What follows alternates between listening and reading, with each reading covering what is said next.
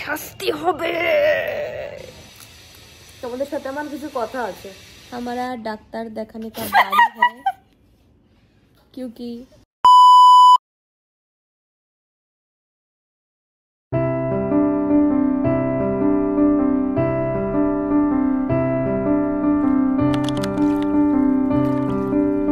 Good morning daddy squad, আশা করি তোমরা সকলেই খুব ভালো আছো আর আমি ভীষণ ভালো আছি। ডোরিস ডায়েরির নতুন ভিডিওতে আবারও সবাইকে ওয়েলকাম।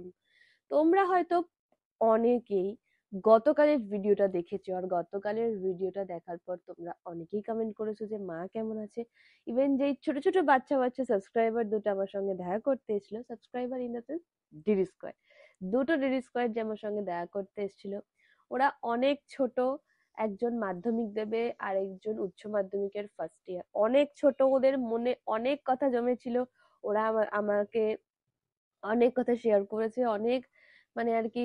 আমি বলে মানে ওরা নিচে এসছিল, নিচে ছিল, আমি বললাম চলো ওপরেই চলো, ওপরে বসেই গল্প করা যাক। ছোট ছোট দুটো মেয়ে দেখিয়েছো তোমরা কিরকম করছিল, মানে সত্যি সিরিয়াসলি এখনো বলবো ডোরিস ডায়েরির জন্ম না হলে তোমাদের মতন মানে হয় না পিওর সোল ডিডি স্কোয়াড কিছু জন সত্যি কোনো দিন পেতাম না।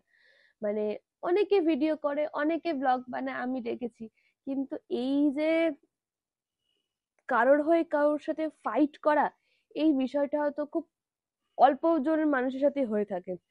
আমি খুব লাকি পার্সন যে আমার সাথে প্রতিনিয়ত এটা হয়। আর সিরিয়াসলি তোমরা জাস্ট তোমাদেরকে একটা কথা বলবো, তোমরা সেই বিষয়টা নিয়ে ভাবো, এমন নয় যে ভাবো না, তোমরা সেই বিষয়টা নিয়ে ভাবো, তোমরা সেই বিষয় নিয়ে প্রশ্ন করো। ইভেন অনেকে মায়ের যে শরীর খারাপ সেটা নিয়ে অনেকে খোঁজ দিয়েছো, ডক্টরের খোঁজ দিয়েছো, তারপর তোমরা কোথায় কি নি রিপ্লেসমেন্ট করা হয়, কোন ডাক্তার ভালো, সবকিছুই দিয়েছো। তাও আমি আমাদের বাড়ির পাশে একজন ফিজিওথেরাপিস্টকে দেখিয়েছি, স্পেশালিস্ট তিনি। বিষয়টা কোথা থেকে আসছে আর কি এটা জানার জন্য তোমরা আগের ভিডিও দেখলে জানতে পারবে। মায়ের 2 দিন পর থেকে ফিজিওথেরাপি স্টার্ট হবে, সেটা আমি আগের ব্লগে বলেছিলাম। যাই হোক, এই নিয়ে আমি পরে আবার কথা বলবো। So by the way, hey what's up Didi Squad, this is Dory from Kolkata and welcome back to my YouTube channel Dory's Diary. আচ্ছা, এখানে একটা আমি পার্সেল আনবক্সিং করছি, এটা আমি কি নিজেও জানি না, এটা আনবক্সিং করি।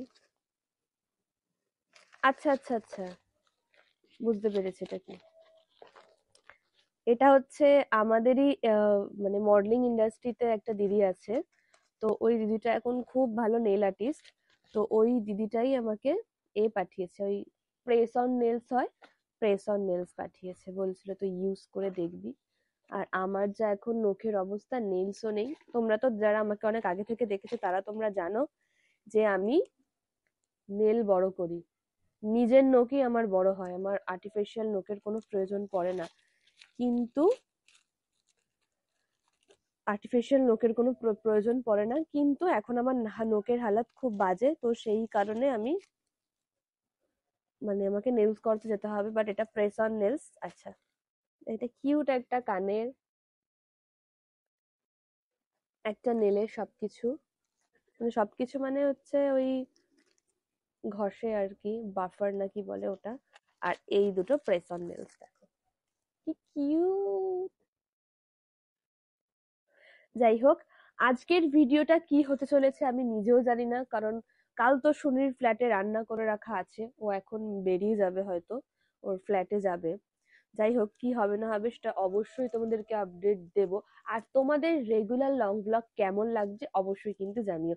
আর আমি এখনো আবার রেগুলার শর্টস দেওয়া স্টার্ট করিনি, 2 দিন পর থেকে আমি আবার রেগুলার শর্টস দেওয়া স্টার্ট করব, কারণ আমার ফোনে প্রচুর শর্টস জমে আছে, সেগুলোকে আগে হালকা করি, তারপর নতুন শর্টস বানাবো। আর খুব খুব খুব সরি যে এইবারে আমি কথা দিয়ে কথা রাখতে পারলাম না। 30 ডেজের চ্যালেঞ্জ কিন্তু আমি ফুল কমপ্লিট করেছিলাম, কিন্তু 31 ডেজ থেকে 60 ডেজের চ্যালেঞ্জে একটু প্রবলেম হলো। আর প্রবলেমটা আমি জানিয়েছি, যদি বা প্রবলেমটা না হওয়ারই কথা, কারণ আমাকে সেটার মধ্যে দিয়েই করতে হতো, কিন্তু কিছু করার ছিল না, কোনো কোনো টাইমে আমিও পিছিয়ে যাই। এনিওয়ে চলো, আমি তোমরা সঙ্গে থাকো। আর যারা যারা আমার ভিডিওতে নতুন, যদি ভালো লেগে থাকে তাহলে ডোরিস ডায়েরিজতে অবশ্যই সাবস্ক্রাইব করো। তো সঙ্গে থাকো, এগুলো গুছাই, মানে ঠিকঠাক করে রাখি, তারপর তোমাদের সাথে কথা বলছি। 10:30 বাজে আর তোমাদের প্রিয় দিদি ভাই এখনো ব্রাশ করেনি, পাগল হয়ে গেছে।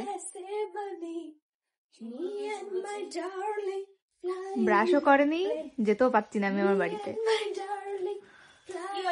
পাগল হয়ে গেছে।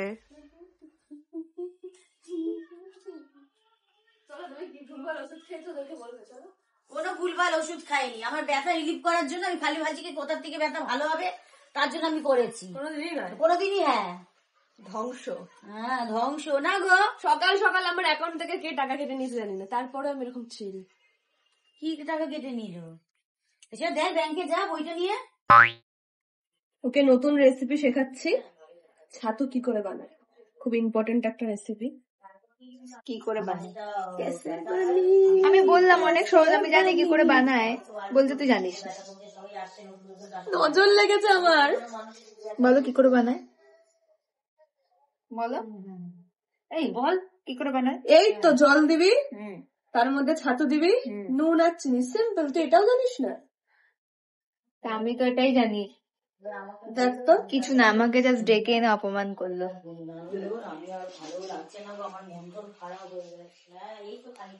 শাস্তি হবে, শাস্তি হবে। डॉक्टर दिखाने का बारी है, क्योंकि हमारा हाथ में दिक्कत हो गया।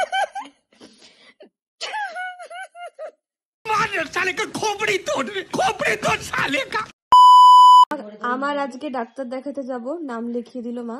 কারণ আমি বলেছিলাম যে আমার হাতে এই ছাল ওঠে, জাস্ট এই আঙুলটার এই আঙুলটা, আমার একটা শুকনো একজিমা টাইপের। এটা ঠিক হবার নয়, এটা যত আর কি বয়স বাড়বে তত এটা হতে থাকবে। এটা আমার জেনেটিক একটা রোগ। এটা কি হয়, আমি 6 মান্থ অন্তর অন্তর একটা ইনজেকশন নিই, তো 6 মাসের একটা হয়ে গেছে। এবার আজকে ডাক্তার দেখাবো, ডাক্তার দেখিয়ে ওষুধ দেবে। 6 মাসের বেশি হয়ে গেছে, ওষুধ দেবে, তারপর ইনজেকশনটাও নিয়ে নেবো আর কি। ইনজেকশনটাই নিতে হবে, কারণ নয়তো কমবে না, ইনস্ট্যান্ট কমবে না। এখন পরপর কাজ আছে, এদিক ওদিক যাওয়া আছে, তো তার জন্য ইনস্ট্যান্ট কমার জন্য আমাকে কাজ করতেই হবে আর কি। তো এখন বাজে 1:10, শুনি ও নিজের ফ্ল্যাটে চলে গেছে। আর আমি এখন শাওয়ার নেব, তারপর ফ্রেশ হব। সরি, শাওয়ার নেওয়ার পর কি করে ফ্রেশ হব, আমার মাথা গেছে। আমি শাওয়ার নেব, দেন রেডি হব, রেডি হওয়ার পর বেরোবো। আমার অনেকগুলো কাজ রয়েছে, সেই কাজগুলো করতে হবে, প্লাস কালকেও থাকবো না। আর তো সন্ধ্যেবেলা ডক্টর দেখাতে যাবো, সামনেই বসে। হাতের অবস্থা খুব খারাপ, দেখো খুব খারাপ হাতের অবস্থা। ইনজেকশন না নিলে হবেই না, কারণ এখন পরপর সমস্ত জায়গায় ঘোরার রয়েছে। তো সেই জন্য এখন ঘোরার মানে মানে আমাদের কাজ মানেই ঘোরা, তো তার জন্য আর কি এখন নিজেকে ঠিক রাখতে হবে। এখন ফ্রেশ হয়নি, তারপর তোমাদের সাথে অনেক অনেক অনেক কথা বলবো। আর বললামই মায়ের বিষয়টা নিয়ে, তোমাদেরকে অনেকে প্রশ্ন করছিলে। আজকের ভিডিওটা দেখলে তোমাদের প্রশ্নের উত্তর তোমরা পেয়ে যাবে আর কি। আচ্ছা, একজন ডিডি স্কোয়াড লিখেছে 2025 নিয়ে একটা ভিডিওতে লিখেছে, কি হারালে আর কি পেলে 2025-এ।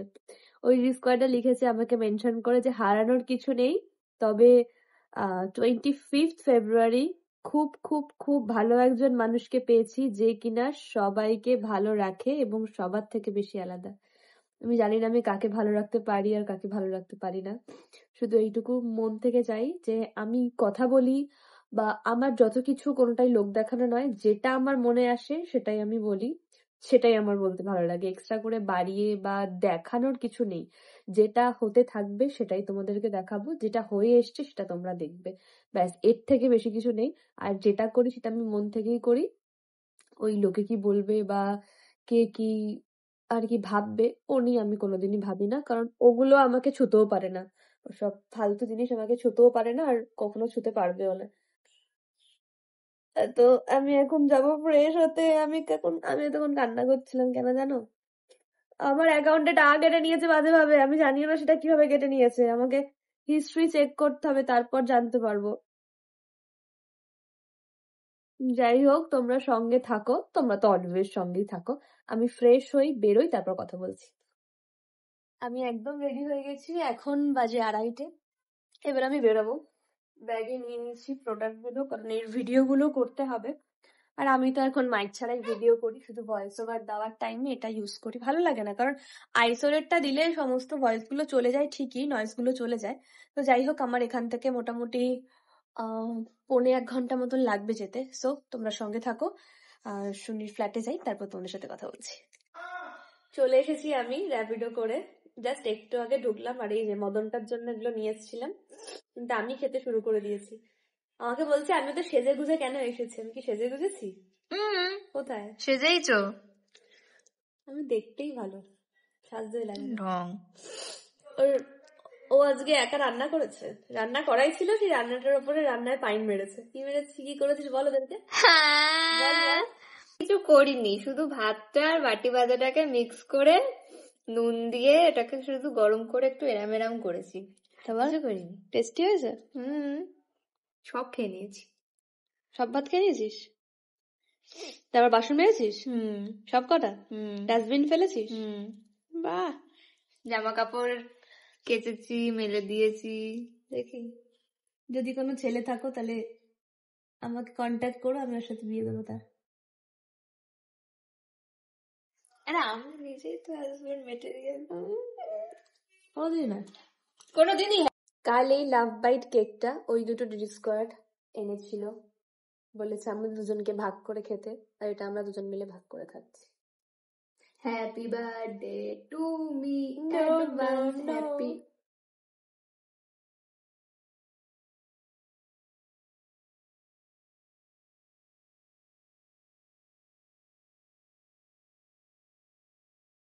ভালো খেতে। আজকে রাতে ডিনারে কি হবে তোর? হুম হুম হুম ভাবিনি। তোমাদের সাথে আমার কিছু কথা আছে, পরে বলবো, মাইক তো লাগবে, কারণ আওয়াজ হচ্ছে খুব। ভালো কথা। তুই তো খেয়ে নিবি, আবার তুমি তাকাচ্ছিস।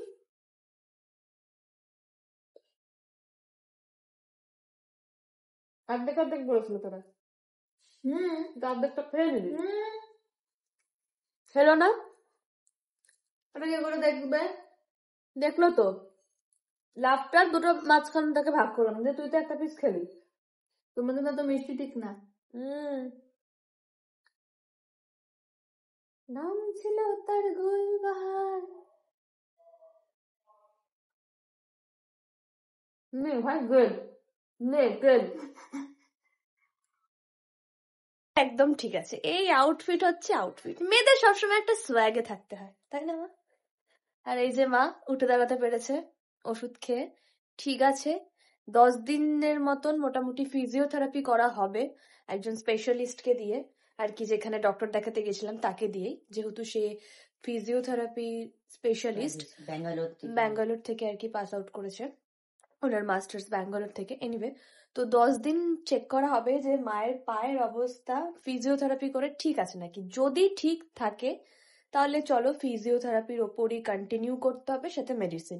এবার তাতেও যদি ঠিক না হয় তাহলে অপারেশন করতে হবে, কিছু করার নেই। এবার কথা হচ্ছে, মায়ের দুটো মানে সকালে তোমরা যারা দেখেছো তারা জানো যে মানে হাঁটু দুটোর জয়েন্ট ঠিক এরকম, কোনো গ্যাপ নেই, যার কারণে এত বেশি প্রবলেম হচ্ছে। আচ্ছা, এবার যাব আমি আমার ডাক্তার দেখাতে। এই যে আমি আছি, মা আছে, আর তোমাদের সুনিতা আছে। তো চলো ডাক্তার দেখাতে যাই, তারপর তোমাদের সাথে কথা বলছি, বিকজ আজকে ইনজেকশন নিতে হবে, নয়তো আমার হাত ঠিক হবে না কোনোভাবেই। আচ্ছা, আমাকে কমেন্ট করে জানিও বেশি আমাকে কোনটাতে ভালো লাগে, ওই প্রপার মেয়ে মেয়ে জামাতে, নাকি একটু শার্ট টি শার্ট এসবে। আমার কিন্তু এইরকম আউটফিটই ভালো লাগে, আর নয়তো শাড়ি। আর লং ড্রেস বা চুড়িদার আমার সত্যি বলতে গেলে একদম ভালো লাগে না, আর আমি কমফোর্টেবল নই, আমি এসবে কমফোর্টেবল, আর শাড়িতে। তোর কোনটা ভালো লাগে? শাড়ি। চাপাকে ইনজেকশন দেওয়া হবে। দোকানে ভিড়টা হয়, অফিস দেখো তোমরা। ভিড়টা হয় 8টা থেকে ভিড়টা হয়। টানা 9টা অব্দি ভিড় থাকে। আমি 7:30 আসতে বলেছিলাম ওকে। বলেছিলাম 7:30 তার সাথে একটা এসেছি 8টায় এসছি। বডি বিল্ডিং দেখাচ্ছে। এই কতক্ষণ এসে বসলাম না আমরা নিজেকে তারপর তো বডি ফোন বিল্ডার করলাম। মনে করছে। আচ্ছা ঠিক আছে, বুঝেছি। আমাকে দেখানো হচ্ছে, আমি বুঝেছি। আমাকে ছোট থেকে ইঞ্জেকশন দেয়, তখন আমার এইরকম টিং টিং এ হাত ছিল। আর হাত ধরে এরকম করতো, গিয়ে খাস না, গিয়ে খাস না।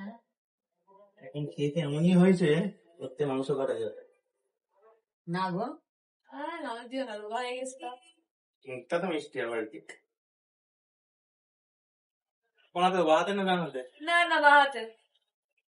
তুমি ভালো ইঞ্জেকশন দাও, তাই লাগবেও না, তাই চাপও নেই, আমি রিল্যাক্স ভাই। মোটামুটি আমি তোকে মোটামুটি ছোট থেকে 5-6 বার ইনসান দিয়ে দিই। আরো বেশি, খালি তো কাছে কাটতাম, আগে ঠাকুমার সাথে যেতিস, এখন মায়ের সাথে আছিস। খালি তো কাছে কাটতাম, কাছে কাটতাম, বালুতি দিতাম। শান্ত ছিলাম সেটা দেখি। মুখটা এরম করছো কেন? এটা স্টেরয়েড ভাই, জানি। তাই জন্য তাড়াতাড়ি কমে। দিন দিন আমি বাবা, আমার স্টেরয়েড তো ভয় লেগে যাচ্ছে।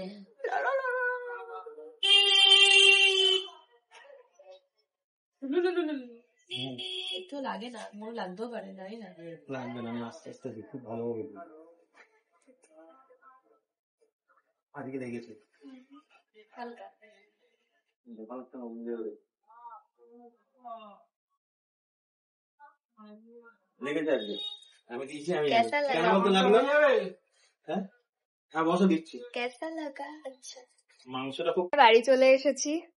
মানে আমাকে ইনজেকশন দিয়েছে, আমি জানতাম না এটা স্টেরয়েড। সিরিয়াসলি, মানে স্টেরয়েড বলেই যে এত তাড়াতাড়ি সলভ হয়। আমাকে স্কিন অ্যালার্জি টেস্টটা করতে হবে, না হলে জানতে পারবো না যে আমার এক্স্যাক্টলি কিসে কিসে অ্যালার্জি রয়েছে।